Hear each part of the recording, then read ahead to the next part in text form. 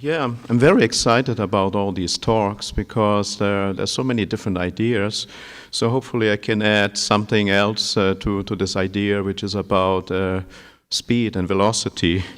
So on my frequent walks on the Cardinal Greenway in Muncie, Indiana, I always pass a curious sign at the side of the path: slow.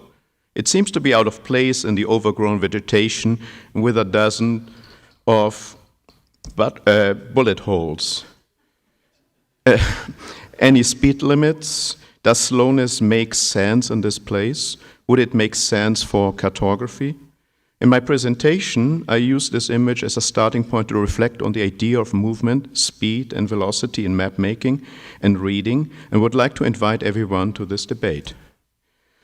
In order to avoid any questions about physics that I cannot answer, here are brief definitions for movement, speed, and velocity. So movement can be defined as the displacement from one place to another. It describes the qualities of motion. Speed means how fast you are. For example, a car travels at 20 meters per second. Velocity is the speed in a given direction. A car moves at 20 meters per second heading west. So how would this work for map making and reading? How can maps be on the move? What is the speed or velocity of map? Can they be slow or fast? If so, what characterizes them? Before I address these questions, I want to give a brief introduction to the slow movement in general.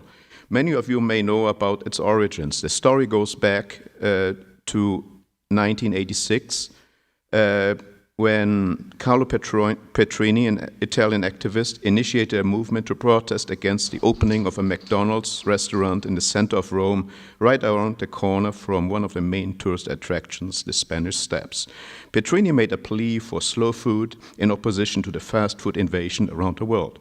He wanted to encourage the enjoyment of regional produce and traditional foods, raise the awareness about the benefits of organic food, especially when enjoyed in the company of others, slow down the process of food consumption, and defend agricultural biodiversity.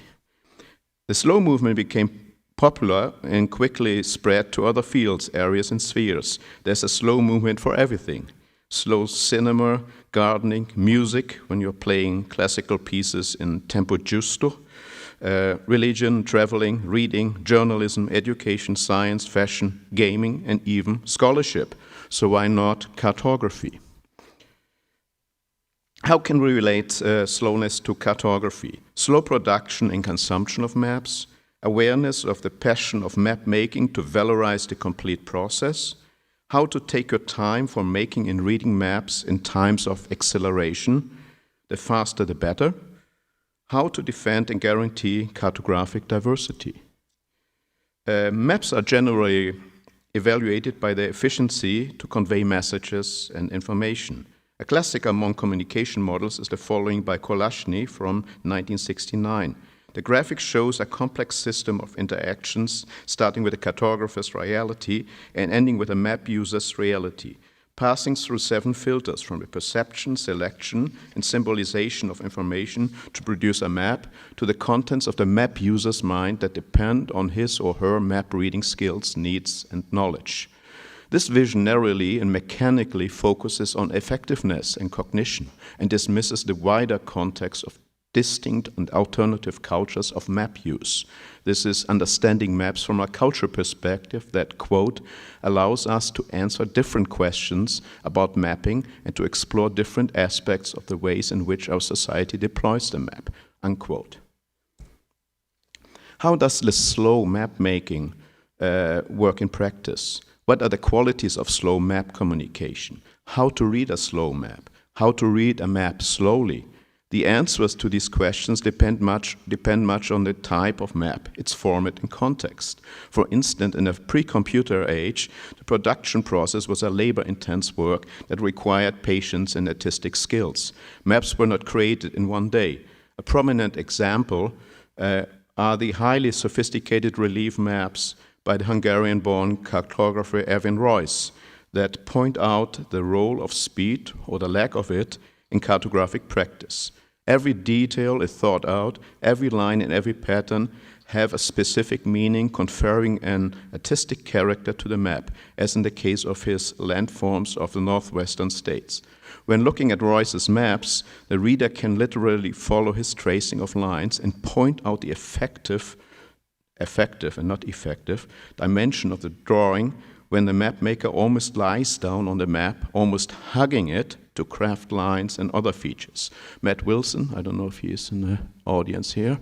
Anyway, I'm quoting him. So he says that to examine a piece of hand-drawn cartography like Royce's landforms is to seemingly witness the movement of the cartographer's pen, the force of their body against the manuscript. These are the maps that compel our attention to attend to the movements of their lines and aesthetic. We trace them with fingertips and eyes until they come to ends.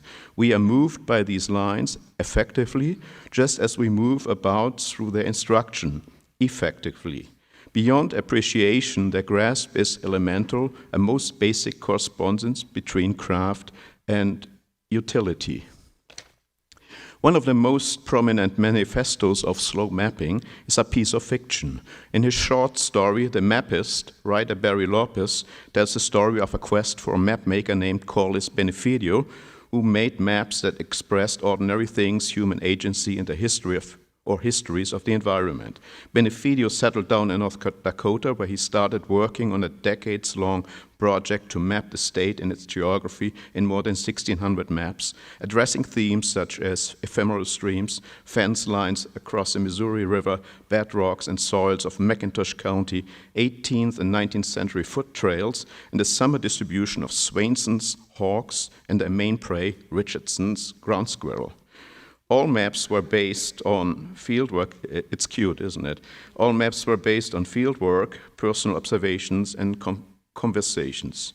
Benefidio draws the conclusion that maps mean illumination, giving access to the world. Quote, "The world is a miracle unfolding in the pitch dark. We are lighting candles. Those maps, they are my candles, and I can't extinguish them from anyone." By the way, many of you know this, that NACIS created the Corliss Benefidio Award in 2013 to recognize map makers and artists for creative work on imaginative cartography that goes beyond conventional maps and methodologies, to, quote, "venture into the world of the possible and explore real places from perspectives that allow us to see it fresh and full of possibility, and take our established traditions of map making and indeed take fully constructed maps themselves and turn them on their heads to make us see ourselves anew," unquote. Maps do not necessarily emerge in map form or format. What matters is that they connect people and become meaningful to the user, beyond effectiveness and cognitive approaches. Just a brief note on slow map reading. When preparing myself for the NACIS meeting, I was curious about the cartography of Pittsburgh. There's a nice website on the city's 250th anniversary containing historical maps from 1759 to the present. As a map historian, I got very excited about these maps and started reading them. Different from the functionality of present-day maps, these maps are storytelling devices. For example, Pittsburgh in 1939, originally published in Fortune magazine. I do not have a paper version, which may be a different experience, but a JPEG with a reasonable resolution allows me to navigate through the map, zooming in, panning through the image. That can take some time because I want to suck in all the details without hurry. But to be frank, I still will be fast since there's little time for so many maps. Slow maps are not about decelerating the map communication process, but about taking one's time to create maps and enjoy reading them. They imply awareness of the time employed to make and use maps without setting rigorous limits to the duration of the processes, and invite both makers and readers to linger on, lean back, and explore stories depicted on a paper map or on a computer screen. Slow can mean deep. It is a matter of intensity and engagement, effect instead of effect, not of speed, maybe a return to a more leisurely conception of cartography. Deep mapping, humanistic and time-consuming, this is slow, may be too far-fetched for ordinary map making, especially in the capitalist world driven by money and determined by deadlines. However, what looms through the slow and deep approach is a possibility of affect, sense of place, attachment, empathy, and admiration for beauty, giving a humanistic touch to map making beyond the cold and objective lens of scientific cartography and its conventions and mask of objectivity. Evidently, some maps do not render much substance or even must be made or read speedily. For example, a plain choropleth map of population density, whereas other maps are like a complete book. For example, a historical map like Fra Maurus Mappamundi and its visual power to tell stories. Each view, each angle reveals new details, resulting in a pleasure in making and reading maps. In conclusion, similar to the processes of writing and reading, slow cartography belongs to the art of stepping aside, taking one's time, staying quiet, and becoming slow, as observed by the German philosopher Friedrich Nietzsche.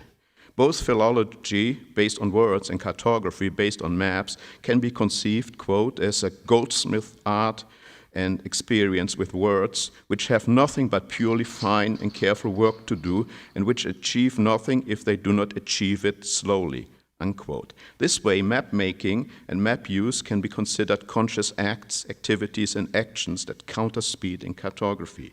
Ultimately, the debate on slow maps must go one step further by thinking not only about cartographic slowness as a personal option or attitude immersed in subjective phenomenologies, but also about how slowness can gain relevance and be related to pressing issues in the social world. How can slow cartographic mode help transform society, fight injustice and exclusion? How to counter the prejudice against slowness? Does speed atrophy our map skills?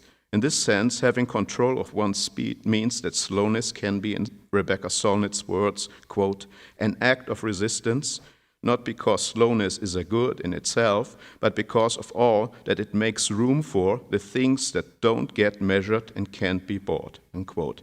Making room, resisting, diving into the immeasurable, after all, slow maps can be a cartographic lifestyle. Thank you.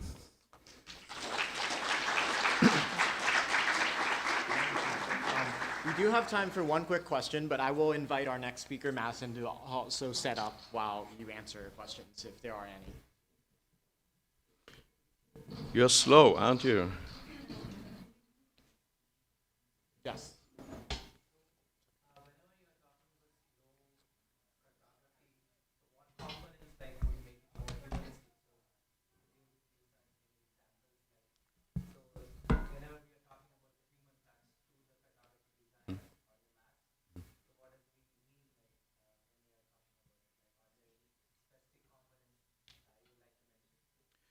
I think the first step is to understand the idea of slowness, not necessarily in temporal terms, in speed and in terms of speed and velocity.